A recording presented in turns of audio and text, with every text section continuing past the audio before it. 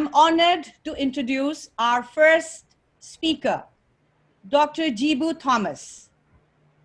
Dr. Jibu Thomas has over 18 years of experience in research and academics in the field of plant metabolites, genomics, DNA barcoding, phytotherapeutics, food adulterants, plant polyphenols, with focus on camellia tea, mulberry, ocimum, basil, and microalgae. He is the recipient of Achievers Award, Best Researcher Award from various institutions and academic bodies, besides being the recipient of the prestigious Young Scientist Award from the Department of Science and Technology, Government of India. He has done his PhD in plant physiology with specialization in biochemistry, physiology, and biotechnology. He has, to his credit, an impressive number of published papers in research journals, 4 patents, besides being the editor of 5 books with ISBN numbers. Dr. Jibu has a number of research projects running under his supervision and is also serving as reviewer for various international journals in the field of plant science and biotechnology. He has been prolific in participating and organizing international and national conferences, workshops, with this international symposium being another feather in his cap. Dr. Jibu Thomas is currently the Associate Professor at the Department of Biotechnology, School of Agriculture and Biosciences, Karunya Institute of Technology and Science, India. Over to Dr. Jibu Thomas. Thank you, Dr. Seba, for your nice words of introduction. Can you enable my screen, you being the host now?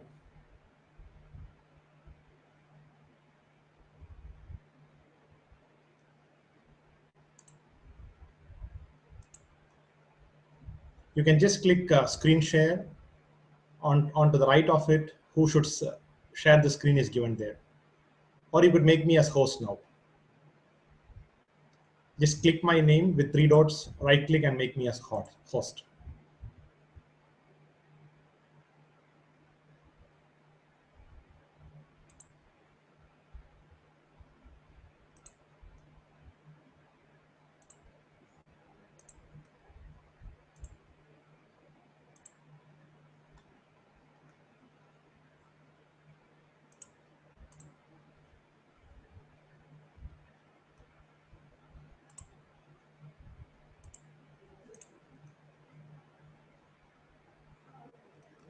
Seba, can you unmute and speak? Okay, I've made you the person who can share, yeah, all panelists.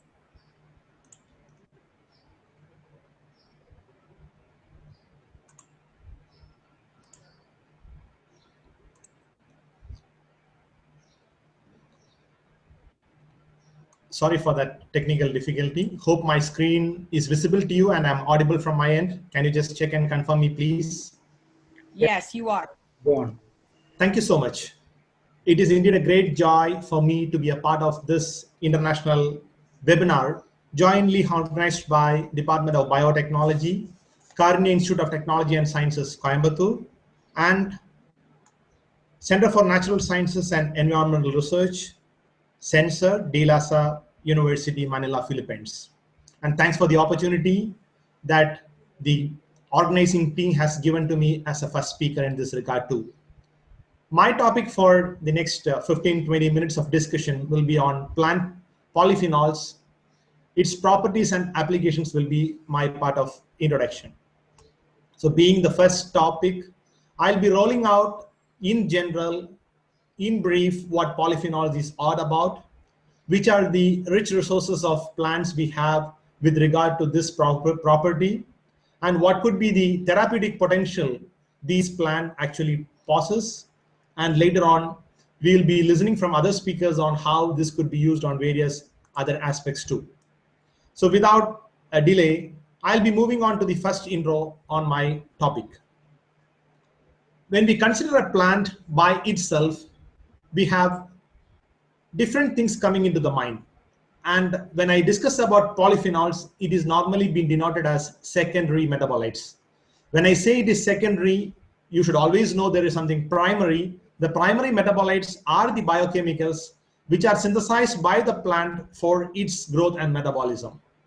So when we look into plant metabolites, in specific as polyphenols, they are a group of wide diverse compounds which are secondary in its importance.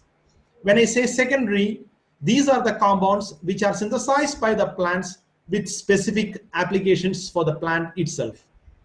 Normally being synthesized by the plant as a defensive mechanism.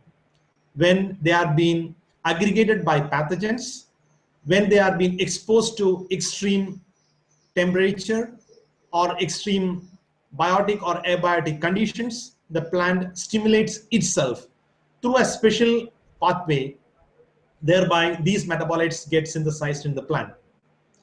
And secondary metabolites or plant polyphenols are known to the scientific communities for wide range of years, where people started exploring them, identifying them, looking for various potentials of them, and this becomes a subject of interest to many people themselves. Again, when I say plant polyphenols, they are wide in number, they are diverse in its nature, in its biochemical structure, in the chemical formula, in its functional, so on and so forth. So I'll be trying to give you a brief intro on what these plant polyphenols are, with a specific reference to 1, 2, or 3 plant which I was or our team were researching in the last 2 decades of time. Again, for the interest of the people, we have good number of plant polyphenols available in different plants for specific reasons. And now when we move on to an specific diets rich in antioxidants, these polyphenol rich plants are now widely being looked for or preferred. So we had wide number of vegetables. We also have good number of appearable fruits, which has got wide diverse colors. Then tea that we drink being one another plant of interest. The chocolates that we take, they are also rich in these polyphenols, and many beverages too. So on my screen, I have just given few examples which make it picturesque. We have mulberry there, which I'm going to speak about that. We also have tea on the right hand corner, the camellia species, which I'll be discussing for some time.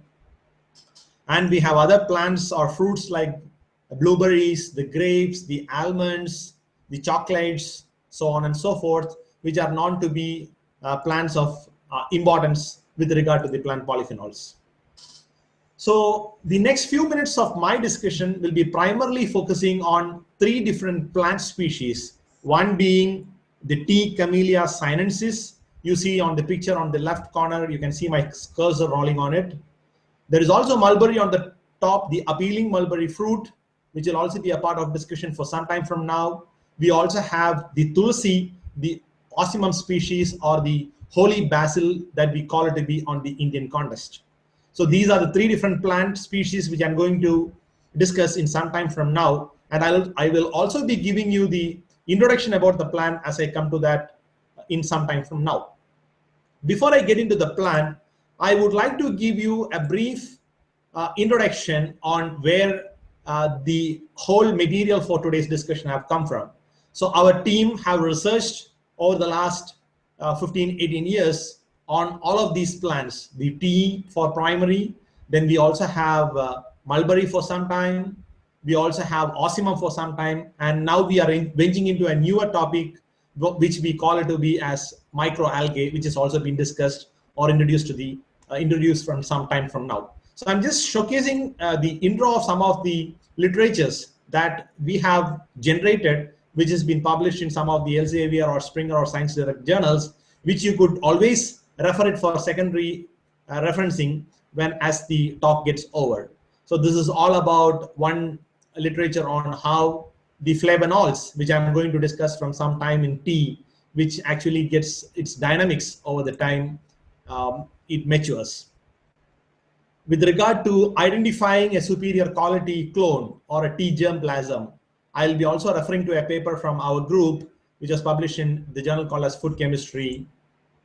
One of other literature will be from our team, which is again Catagen and the Catagen fractures. we call them as biochemical markers to identify the diversity of Indian or the South Indian tea itself. Then we have one more reference from mulberry, which I'll also be discussing from some time from now. One another mulberry-based extract for fatty liver disease, which we have studied on the rat models, will also be discussed. Some anti-cancer property, which could give a lead line on human cancer cell line NG63, will also be discussed or referred to. And one of the other paper which I'll be referring to will be on a dynamic modeling of osmum suspension culture polyphenols or a flavonoid, which again our team have discussed. So these are some of the reference materials which our team have published, which I'll be referring to you. So at any point of time, you can have these available on the online platform, which you could always use it as for your secondary reference too. So moving on to the topic for today, primarily I would like to speak about the classification of this polyphenols. When I say it is polyphenols, poly means many, and the phenols is the chemical compound phenol itself. So on the big banner of this phytochemical polyphenol, we'll have the subclassification as phenolic acids, flavonoids being very major, stilbenes and the lignans. So these are the compounds, a group of compounds which ultimately come under the classification of this polyphenols. So I'll be discussing mostly about this. So depending upon the chemical structure, these compounds get these names and get assigned onto that. So the major flavonols, primarily the quercetin or the camphorol, which has got the structure, the chemical structure. You can see the basic skeleton, which I've seen it to be the two benzene rings, which are being connected by one another benzene ring, thereby giving you the structure of this flavonols. And you can also see two basic skeleton coming together to have the flavon ring. Again, you also have a different class called as isoflavones. You can also see the positioning of these functional group, either O or an OH group getting added along with that, and thereby giving a different chemical structure. Again, flavones are also being shown here, and the anthocyanins and chalcones. So the only important parameter I would like to discuss at this point of time with the participants are that these, when the basic skeleton changes, the functional property of the polyphenol also get changed.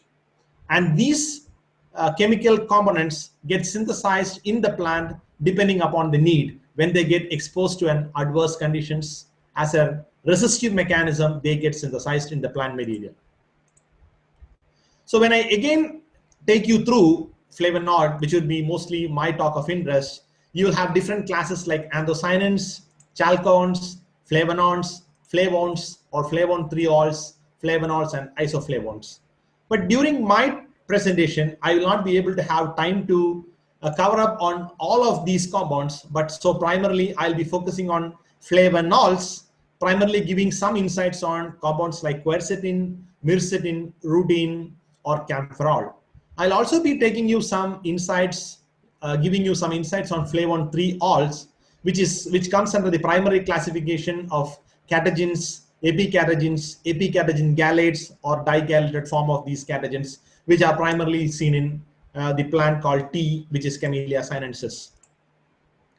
So when I say flavonol, which is a primary secondary metabolite, which is widely been seen in the plant called as Camellia sinensis, and the plant itself is now being known for it. Similar is the plant, plant called as osmum or mulberry too.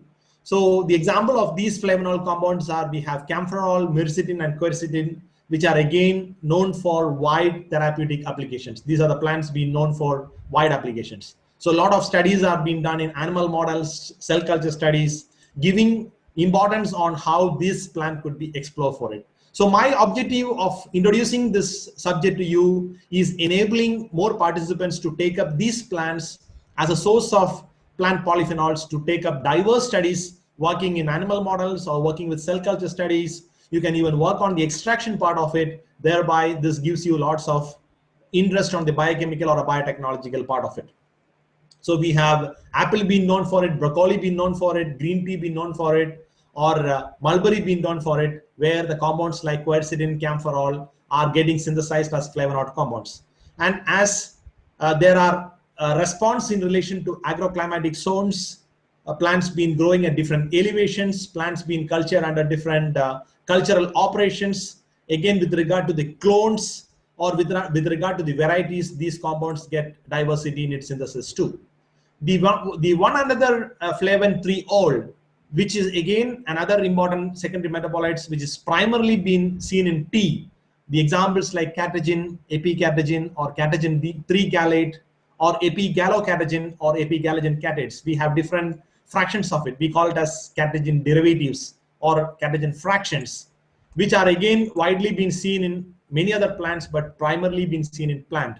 And you can just see the concentrations, which normally is very high in white tea or green tea or in other black tea for that matter. So these tea do synthesis more amount of these catagens simply because the manufacturing process of this tea differs. Some go by fermentation, some do a steaming, and some do a simple arresting of green tea catagen synthesis. Thereby, the concentration of this again differs and matters in different plant materials too. So based upon the higher synthesis of these flavonols in the black tea or a green tea, they now do gain a lot of importance from the consumer point of view. Some would prefer to go for black tea, some would like to take green tea, some would prefer oolong tea or a white tea, depending upon how much amount of these green tea are synthesized in these plants. And thereby, they are now being taken as food dietary supplements, and they have a lot of antioxidant potential, anti-cancerous potential, and things like that. So it is interesting to know the biosynthesis, which is normally being taken up by the shikimate NADP pathway that we call it to be. So starting from the amino acid phenylalanine, which do undergo a lot of subsynthesis, we can have derivatives coming up named chalcone or flavonone or flavone, later leading to anthocyanins and our catagen molecules. So interestingly, the pathway requires a lot of attention because on a biotechnological perspective, if we would like to engineer a plant to have a diversified synthesis of these catagens, then these genes, the intermediate genes that are coming in between, like dihydroxyflavanols or dihydroxy reductase or anthocyanin reductase or chalcone synthase, these genes plays a vital role. So by some means, upregulating this gene always will result in synthesis of many catagen fractions into this.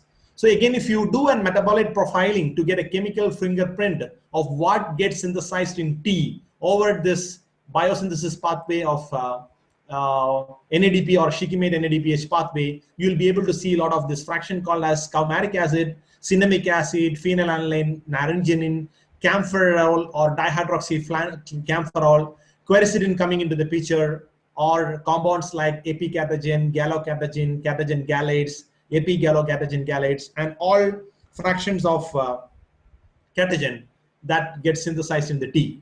And again, I say there are clonal variation, there are varietal variation that will lead to higher synthesis of catagen in a particular variety. We may call it to be an Assamese variety or an Chinese variety or a Cambodian variety, whichever we call it to be or consider it to be. So which might be sometimes a genetical potential of a plant, which could always be genetically engineered, and we can always have a modified plant being available.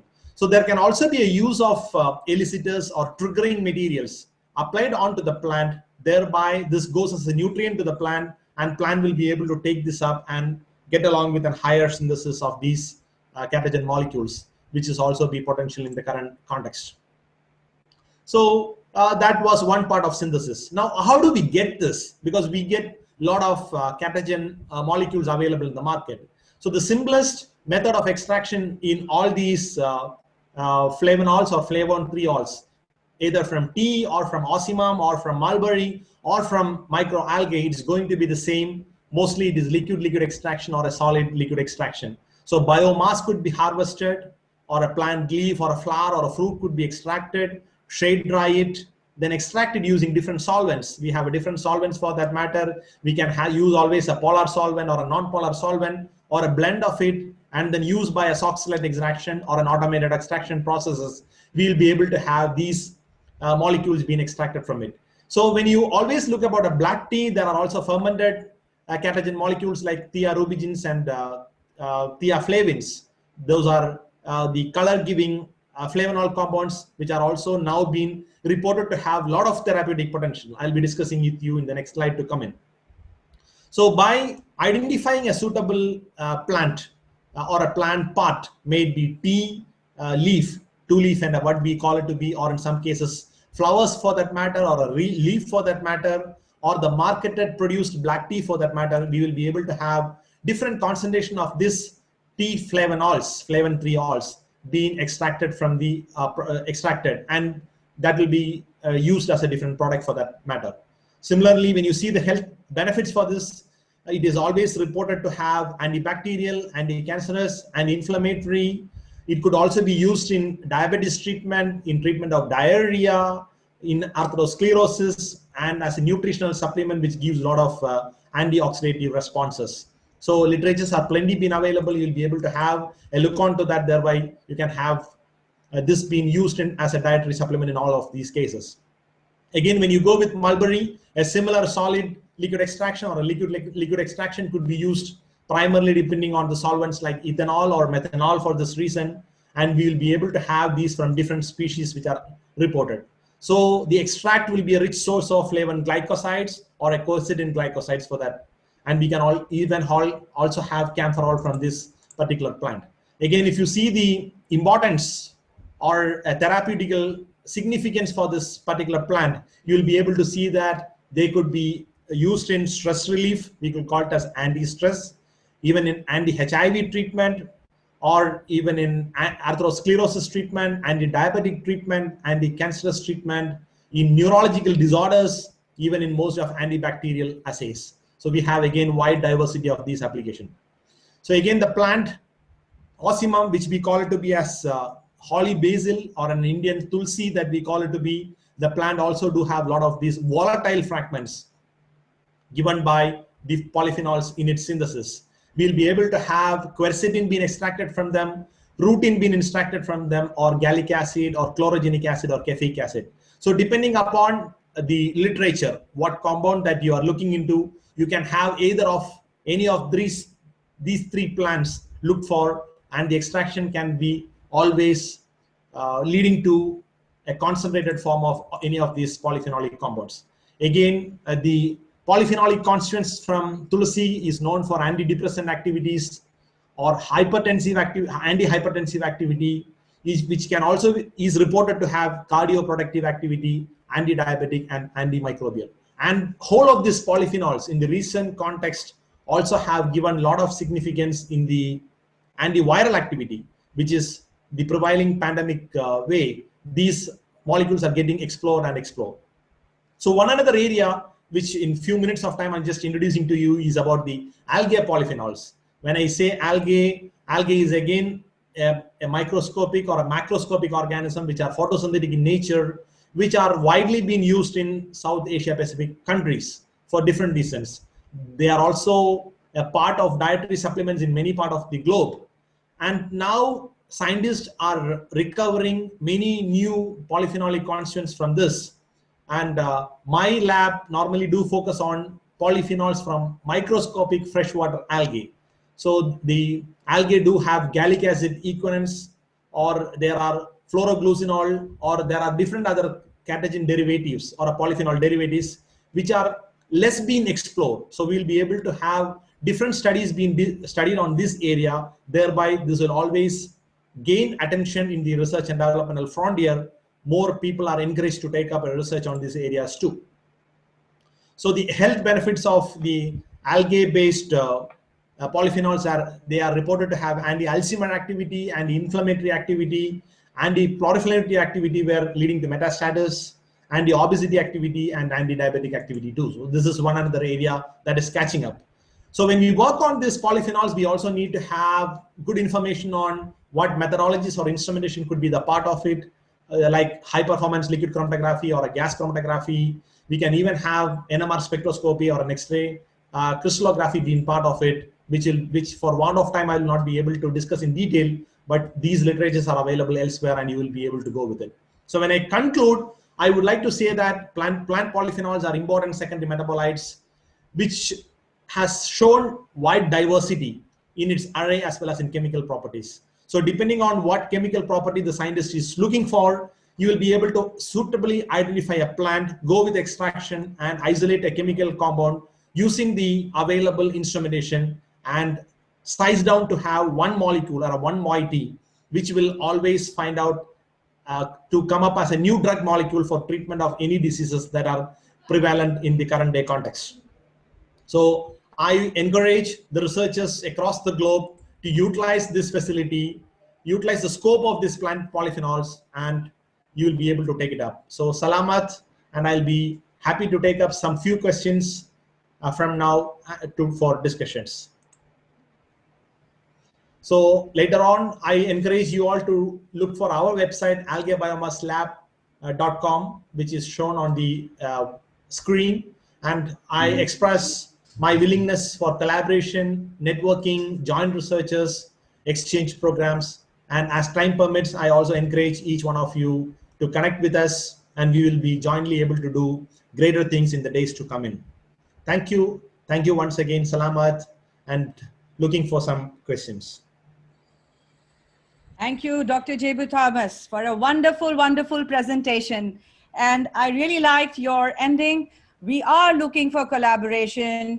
Our aim for holding this seminar and this symposium is to promote, linking students with professors, professors to professors, and professionals from different fields, so that we can continue to find common areas of interest, and also work towards finding some good solutions, sustainable solutions to some of the problems. So I already have some questions for you, but before that, let me acknowledge the presence of hundreds of participants, though here in this you can only see 284, but let me inform everyone that we have the live streaming going on YouTube, and I'm constantly getting messages from different quarters that they are watching us on YouTube.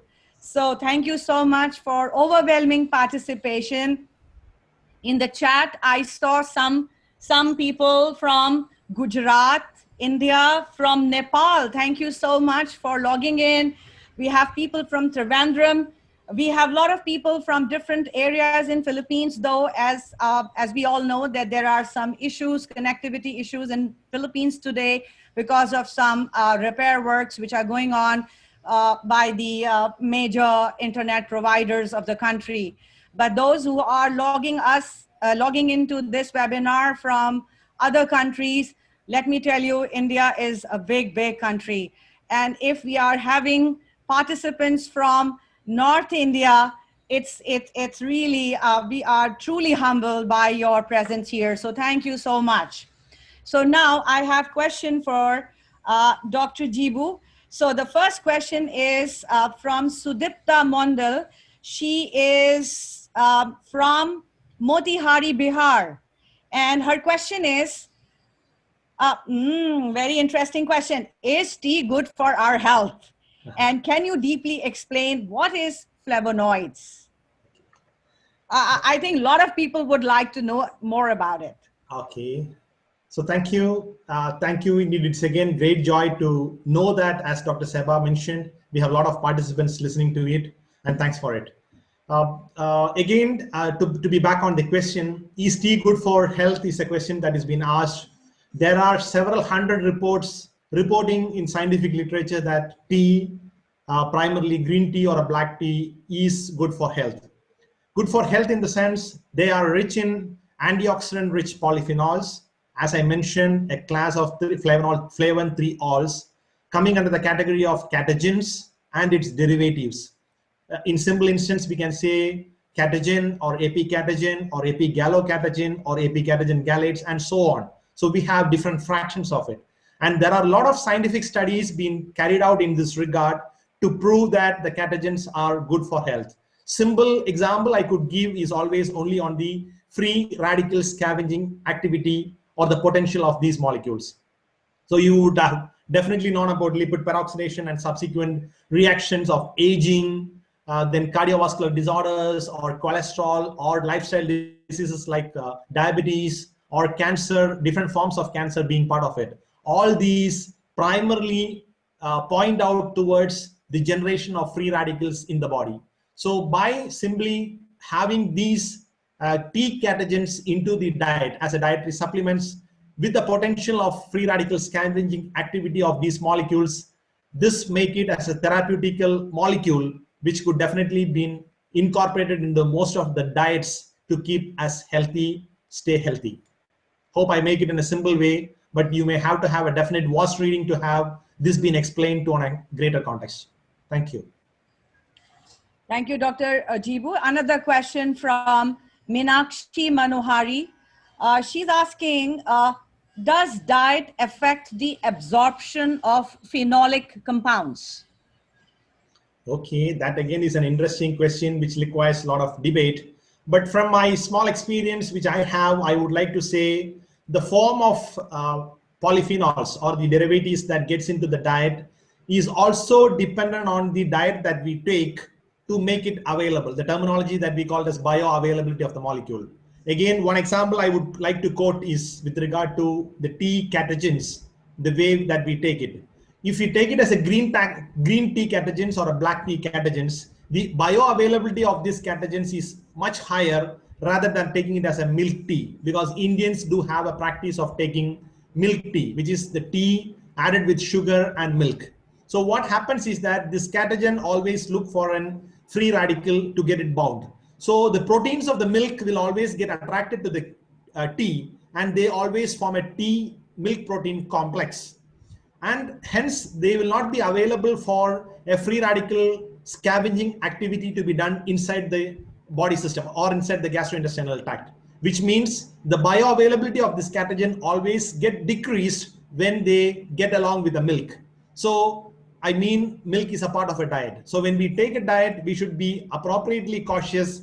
If it is on a health point of view that we take, we need to have a diet being properly been balanced, or we also need to have some idea on what interaction or a chemical interaction that these chemical moieties does in the diet too. So we may definitely, it is always good to take advice from dietitians when we always take these molecules as a part of diet. Hope I answered you in a simple way. Thank you. Do we have time for one more question? Can we have a quick, well, okay, one Sure. more question. This is a question from Dr. Rosita Gunn from De La Salle University. Do you have studies showing bioavailability and plasma level, since ingesting nutraceuticals will undergo first pass effect? Yeah. Yes, that is again rightly been said. First pass effect is something normally decides the availability of a molecule into the system. So the only solution that we could go with is an alternative route of administration of these. So when we have studied the polyphenol in anti-diabetic or an anti-cancerous study, we were also doing an alternate route. Maybe gavaging is the process that we use. So we were trying to reach the molecule directly into the intestinal region rather than applying it orally. So when it goes to an oral route of administration, there will be definitely destruction of these molecules, and immediately the bioavailability will always come down by simple first pass effect of first pass mechanism. So always the researchers who are focusing on this area always should look for what type of activity are we looking into, or what is our target site. Based on the receptors available, we may have to have appropriate modification in the administration being done, and for sure we have success getting on the translational effect or a clinical effect when we modify the route of administration. Thank you. Thank you so much, Dr. Jibu Thomas, for this excellent presentation.